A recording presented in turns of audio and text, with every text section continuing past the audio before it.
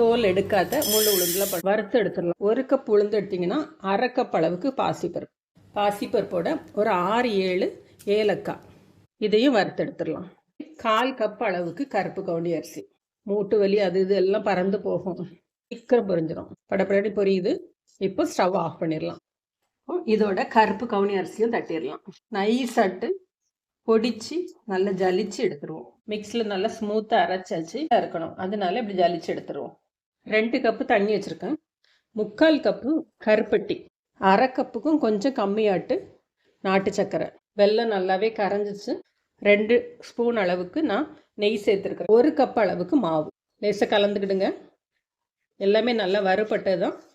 இது மிக்ஸ் ஆனால் போதும். கரைச்சி வச்சுருக்கிற வெள்ளைப்பாகு இதில் விட்டுடலாம். நல்லா கலந்து விடுங்க.